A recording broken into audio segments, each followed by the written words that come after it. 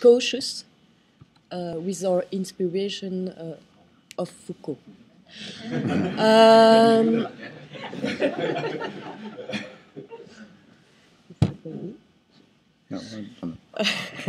Go on. J'ai pas compris. Why? Because the starting point of the main work presented here is not based on a Foucauldian inspiration. The work presented here is mainly based on previous work on the emergence. The main issue is that if presence itself is crossed by a specific mobility discourse right now, which is meant by Christophe as a move into any space during a stretch of time, it would reveal the power of this rationale in the society. So that's the starting point. So the outline of our presentation here, and the aim of this presentation was to use Foucault, and especially few concepts that have been used to study penalty in the criminological field, and to try to discriminate few concepts, their source of inspiration for the study of penalty, and to analyze, and to be able to raise more questions about the material that was already collected and analyzed by Christophe. So basically, I will present you really rapidly, these few concepts of inspiration. Then we will really raise the question on how through two models, prison and immobility or mobility, are crossed to each other, which means that how the discourse on prison crosses the discourse on immobility and mobility. And then we will raise few conclusions on how a specific mobility discourse displays its power in this specific site of prison. In this conclusion, as you will see, we will provide some limit, few words on the power of discourses, few words on what this Foucauldian inspiration brings us in terms of what should be done as subsequent analysis, and already few hypotheses on the changes eventually that take place into this specific site of prison. So that's always, the nice thing to say about Foucault. Using Foucault's work is not an easy matter because as we have seen, it defines in some way systematization, and the unity is far from self-evident in the work of Foucault. Himself, he's changing his mind a lot during the text. Yesterday, I still was looking at, the archaeology, and then, I was finally deciding not to go further because I became totally mad because he changed, obviously, his mind during the time. However, and I will bring here, few concepts that are recurring themes of Foucault, but also recurring themes used by criminologists to use Foucault's work to study penalty, and I think they are important to raise.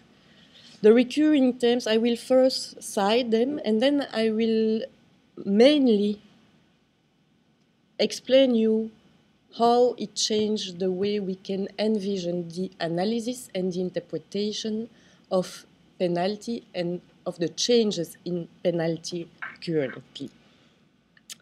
The recurring themes of Foucault are the relationship between the emergence of new forms of rationality and specific forms of power and domination.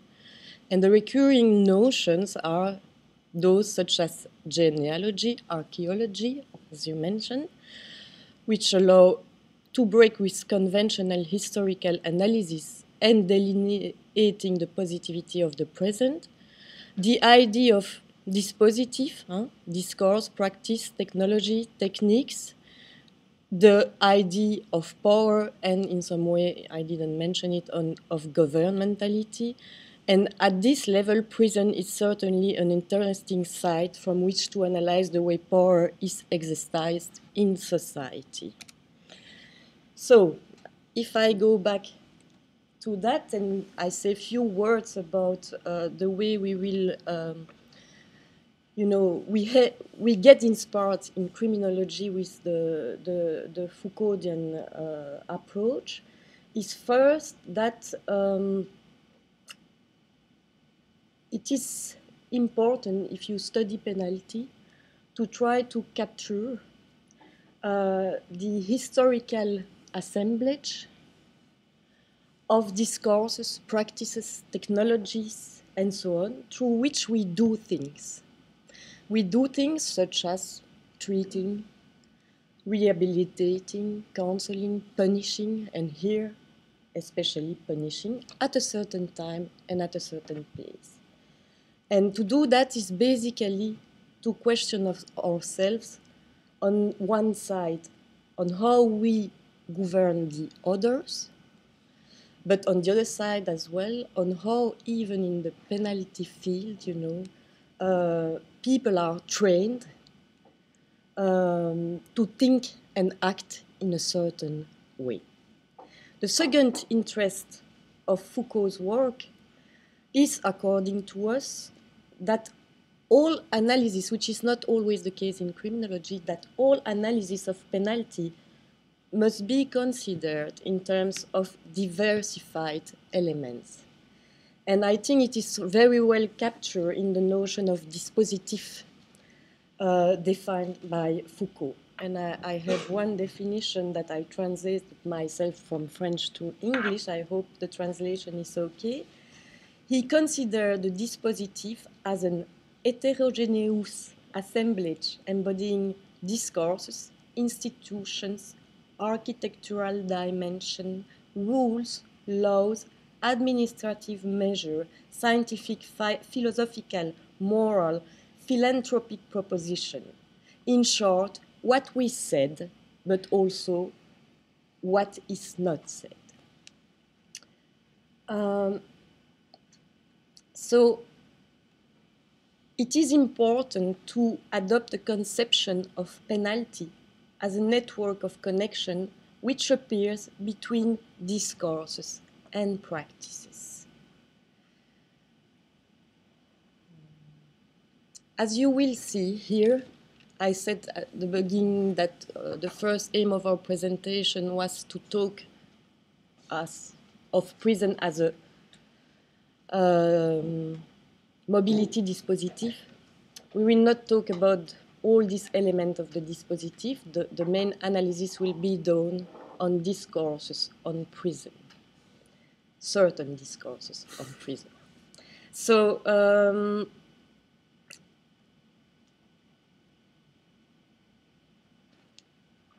even though, as we will see, but it will be for the conclusion, it would be important, obviously, to go more to the study of the practices of this new, maybe new assemblage. Because the complexity of institution and human behavior always escape programmatic formulation for Foucault. There always exists a deviation to norms that needs to be analyzed, but really concretely, and how programs and practices are really, related to each other. So the objective of Foucault is not only to emphasize the purity of the ideal or the impurity of the real, but to investigate the concrete effect produced by unrealized programs, the strategical effect. So a third interest in Foucault's work is in that every analysis of penalty should also suspend its preconceptual meaning. There is no original meaning or original reason that can be attached to penalty. It also needs to suspense, at least for a moment, who is at the initiative of the reform plan, but rather to concentrate on how, at a certain moment, in a particular context, at particular levels, some discourses and practices have been empowered to the expense of others as object of government, for instance, and administration. Foucault does not believe that reforms are only being justified by a particular progressive aspect, nor as the authority of a particular author, but as the reflection of historical conditions of possibilities.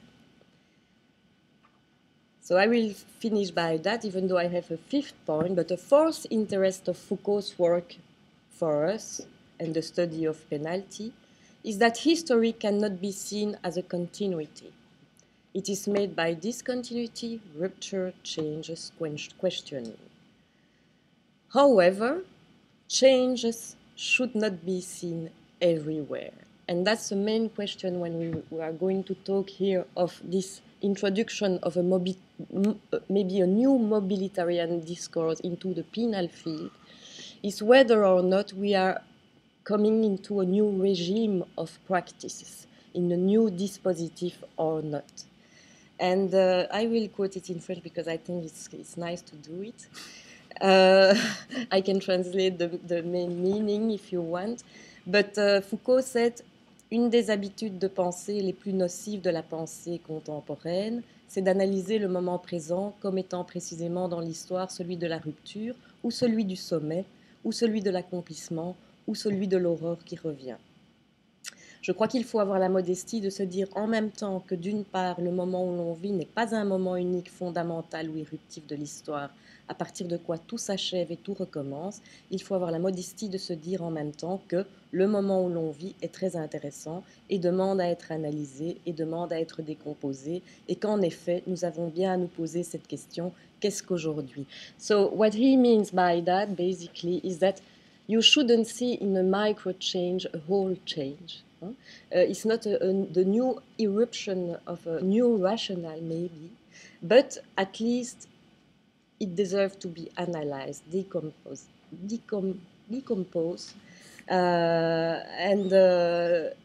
it helps to see what are we doing today. So that's the main interest. So now,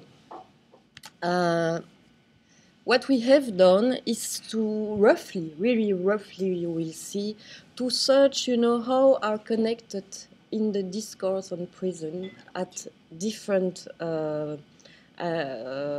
period, of time, how is crossed the discourse on mobility and the discourse on prison. How do we talk about mobilities and of prison? And I will tell you that for the first part, it is based, and it should be maybe reworked in this way, on the general literature based on prison, which, as you will see, takes into account discourses, but sometimes also few kind of practices in a more general term.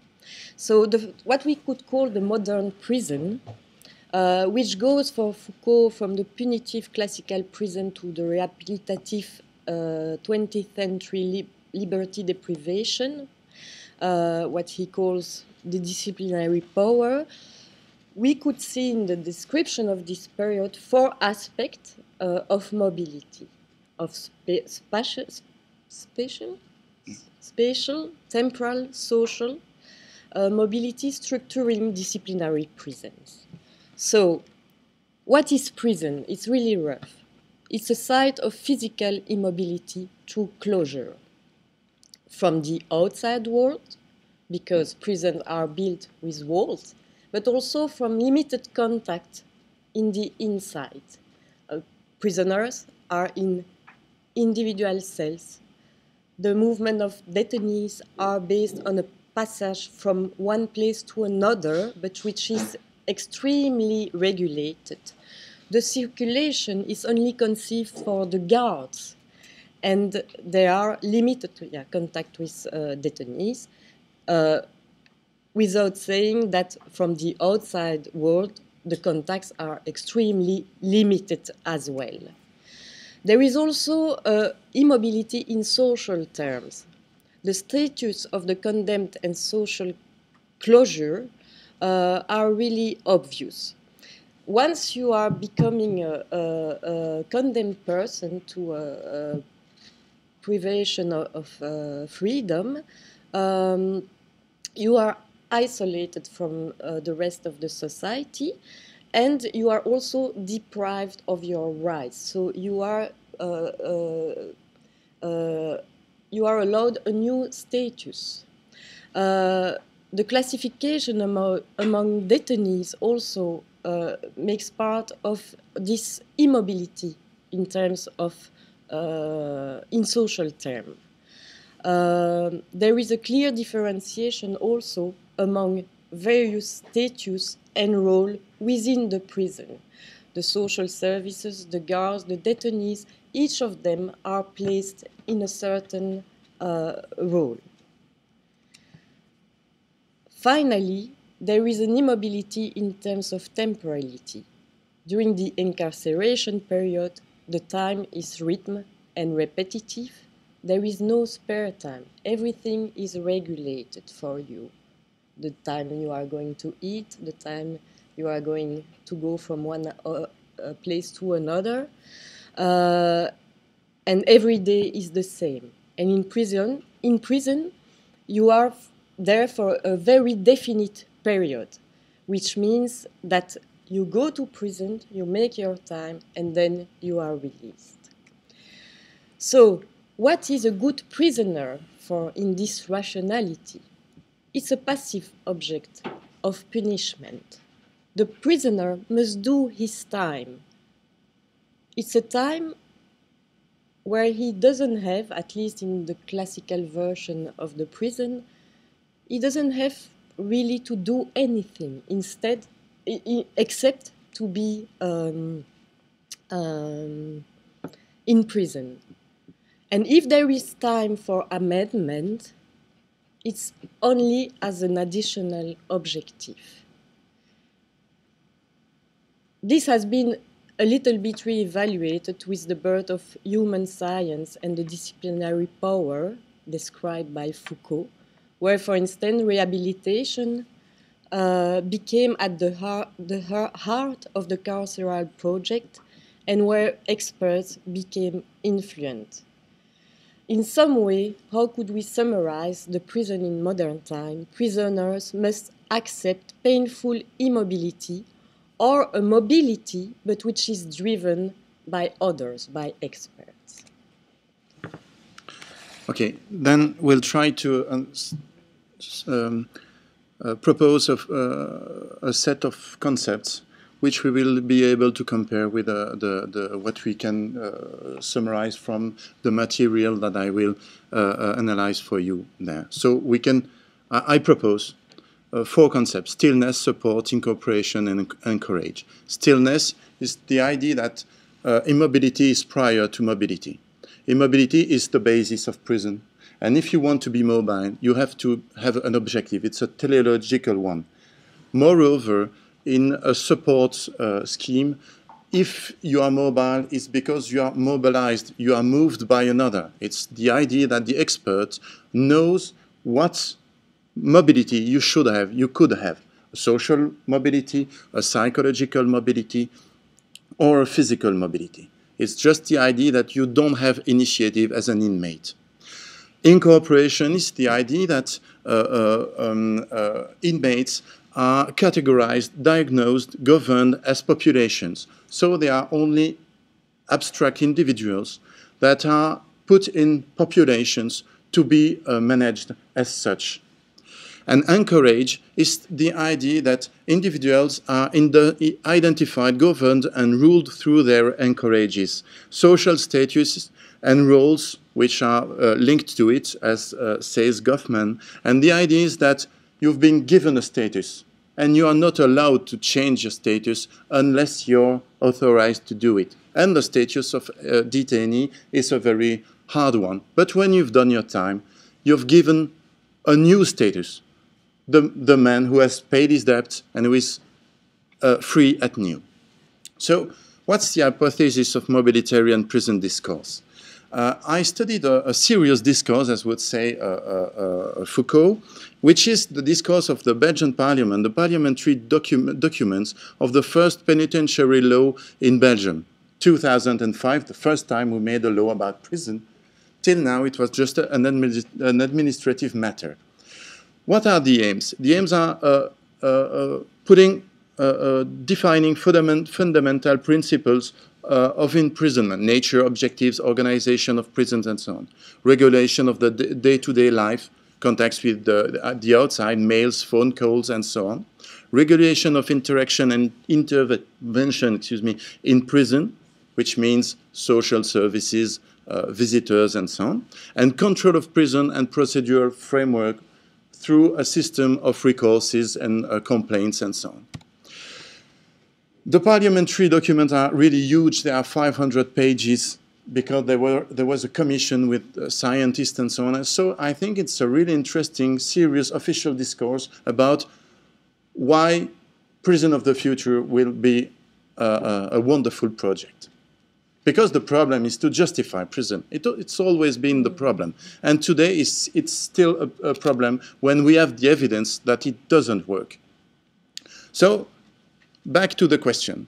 In this material, what is prison and prison penalty? Prison is a normal space. It's the objective. It's to normalize prison as a normal space, a place where you can have normal social relationships and you have ordinary rights like any citizen. It's a place, amongst others, to enforce prison penalty. It's not the only place where you can enforce prison penalty. You can do it outside prison or inside. You have choice. It's an open space to services, to social relationships. It's also a participatory project, like a company. It's a question of a company spirit, and of a common project of inmates and guardians and social services. It's also an occasion to offer opportunities to detainees. It's also a blank sheet for detainees. They have to make detention plans, which means projects about their imprisonment. They also have to give a sense, themselves, to their penalty. It's also a time between two liberty periods, so it's just a transition. It's not a closed time, It's also said as a last recourse. There are many other ways to punish people, and it's not a place for therapy and not a place for rehabilitation. This is clearly said in parliamentary documents. What is a good prisoner? A good prisoner is an actor of society, of democracy, because he has his own rights, of economy. It's also said that he must participate to the economical system he lives in, of justice and of security inside prison. He is a person able of initiatives, proactivity, restorative procedures toward the victim, detention plan, and so on. He's a partner for others, restoration, participation in a daily life, and so on. He's someone responsible of his own initiative towards victim, but also towards society and his family. It's really stressed upon the necessity to make him able to be responsible for his family, his children, and so on.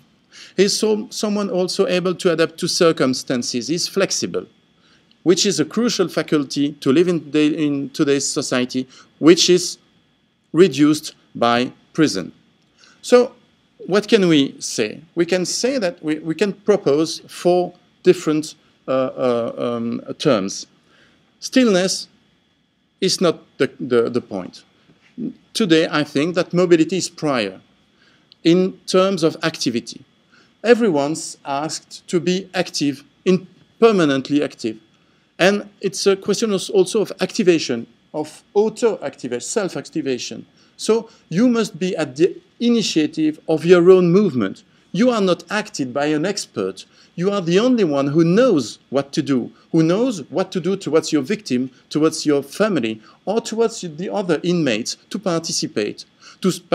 So it's not a question of incorporation in a population which is managed from the outside. It's a question of participate to different social networks and to different projects. And prison is a project amongst others. So you participate to security, to daily life and so on. It's also a question of adaptation. It's not what's prior, it's not your anchorage.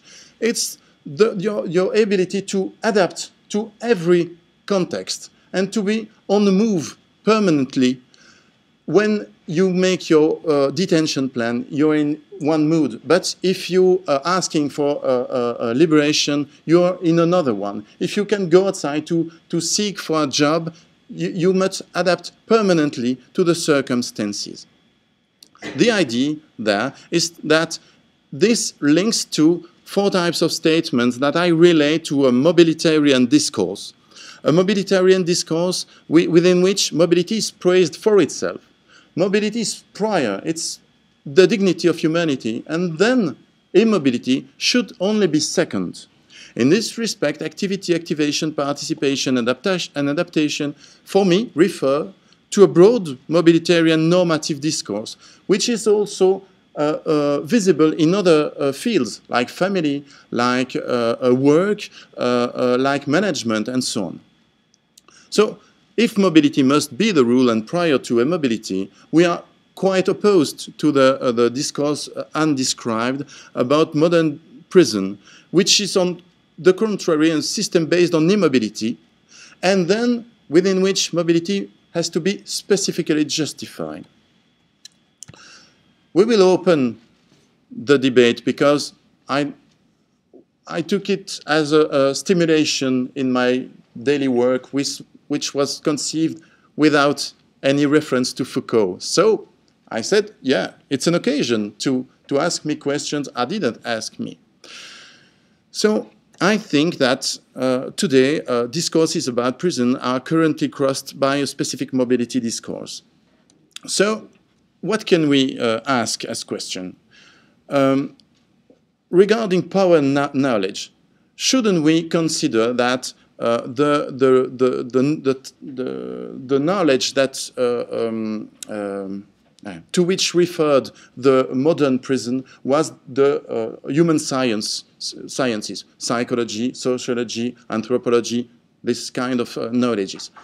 Today, I would make the hypothesis that the knowledge is the management knowledge. And you can see clear links between management discourses and prison discourses. I refer for this to Le Nouvel Esprit du Capitalisme, a French book. I don't know if it has been translated, but which tries to make the link between management discourse and a broader discourse around also question of mobilities and networks. The question is also the question of the nature of the power. Foucault says, and we've put it in French because I don't know, the power on the body was laisser vivre et faire mourir. Let's live and make die. Then with the biopolitic, it became to be faire vivre et laisser mourir. But the hypothesis could be that today it's laisser vivre et laisser mourir. It's just giving people the initiative and then evaluating what they have done, but not dreaming about population that you could drive and manage properly. The question is also the question of the legitimacy regime.